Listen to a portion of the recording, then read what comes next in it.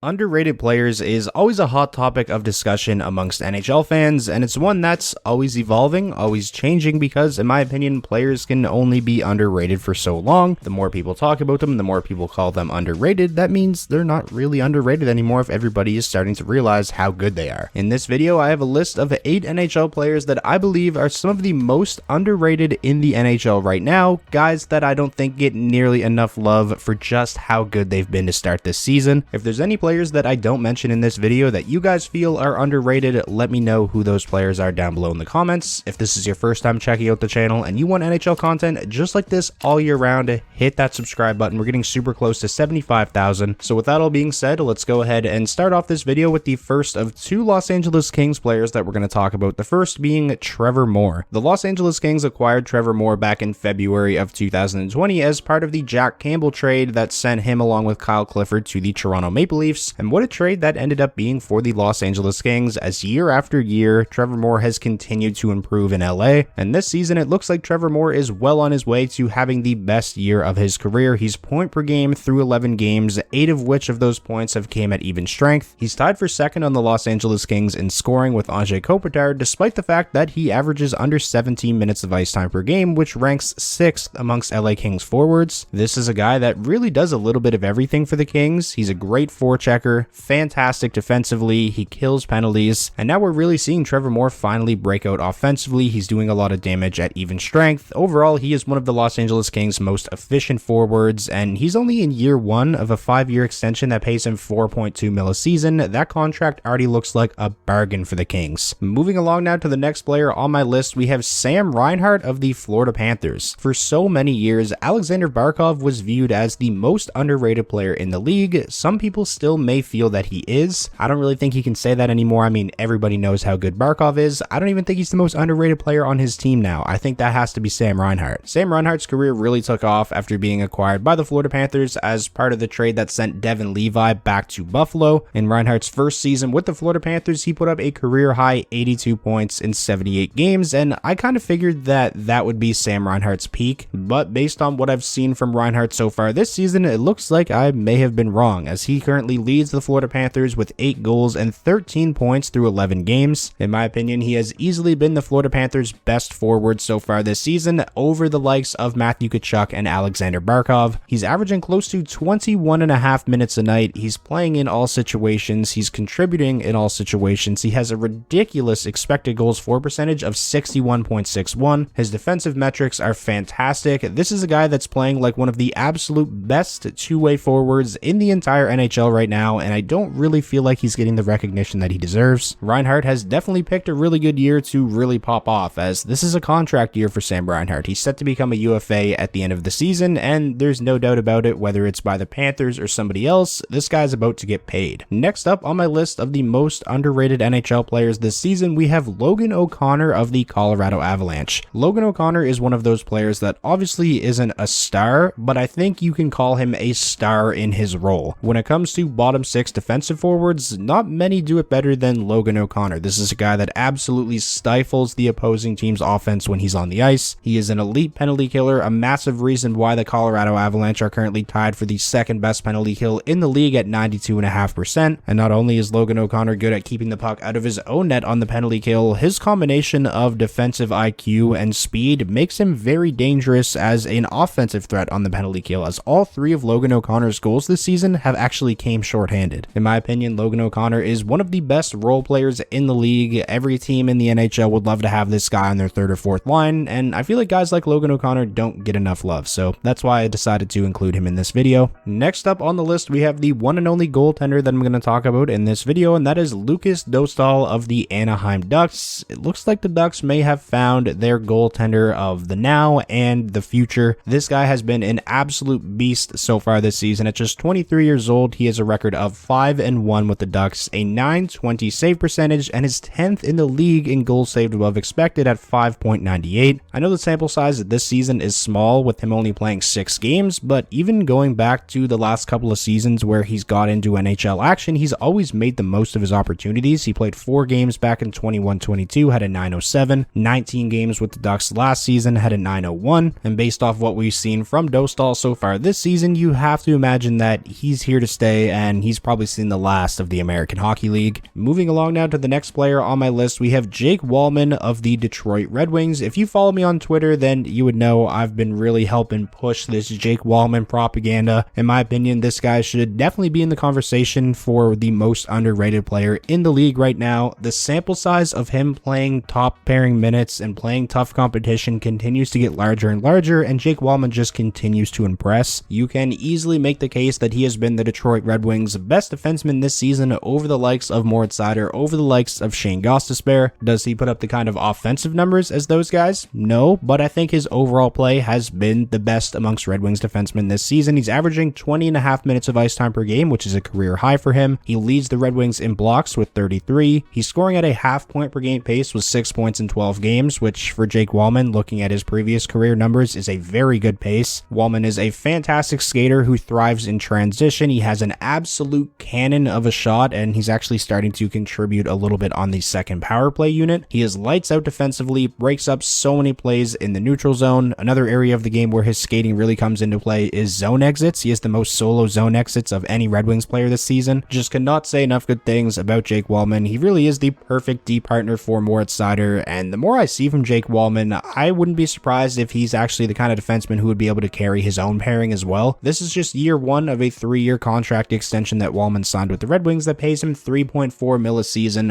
What an absolute bargain. The only bad thing I can really say about that contract is the fact that it's only 3 years and, not 5 or 6. Next up on my list, we have the other Los Angeles King player that I alluded to earlier, Quinton Byfield. The former second overall draft pick is finally breaking out. Through 11 games, Quinton Byfield has 10 points. He is on pace to shatter his previous career high of 22, which came last season. Byfield is somebody who, through his first few seasons, obviously didn't put up big offensive numbers, but he was playing the right way. He was doing the right things, and just based off of his talent, you knew that the points were going to start to come, and this season, the points have finally started to come. Like I mentioned, 10 in 11 games, and he's doing that while averaging under 15 minutes of ice time per game. His defensive numbers still really good. They haven't took a hit with his offensive numbers rising. He's got a 62.3 expected goals for percentage at 5-on-5. Byfield has been lights out for the Kings this season, and he's really starting to show all of his detractors why he was a second overall pick. I still think long term, ideally you want Quinton Byfield playing center, as that's where I think his skill set would be best utilized, but the fact that he's producing like this on the wing is only a good thing. Moving along now to the next player on my list, we have Yohan Valami of the Arizona Coyotes, and man, what a waiver claim he has turned out to be for the Coyotes. Valami was a former first-round draft pick by the Flames back in 2017. He was placed on waivers after not really being able to find his footing with the Flames at the NHL level prior to last season, and right away, Valami in Arizona just clicked. He put up a career-high 34 points last season in 78 games, had fantastic defensive numbers, and so far this season, it's looking like last year was not a fluke. Despite the fact that he isn't playing the toughest minutes, he is still producing really well. 4 points in 11 games. He's tied for second on the Coyotes in blocks. His defensive numbers are still great. The Coyotes are controlling the majority of the high-quality chances with Valami on the ice. Valami has been nothing but fantastic in his role with the Coyotes, and as the sample size of him playing really well continues to get larger and larger, you have to imagine the Coyotes are going to experiment with giving him a bigger role. Not bad at all for a guy that the Coyotes got for free. And now finally, finishing out the video with the last player on my list, we have Nino Niederreiter of the Winnipeg Jets. Through 11 games, Niederreiter has been unbelievable for the Jets, extremely efficient. Despite averaging under 15 minutes of ice time per game, he's got 5 goals and 9 total points through 11 games, which is tied for first on the Winnipeg Jets in scoring. His two-way play has been great, and for a team whose top forwards sometimes play a very one-dimensional style of play, that has been huge for Winnipeg. Niederreiter is another guy who, like Sam Reinhart, has picked a really good time to pop off, as this is also a contract year for Niederreiter, as he's set to become a UFA at season's end. And if Niederreiter keeps playing like this for the majority of the season, you have to think he's going to put himself in a pretty good position to get a raise from the $4 million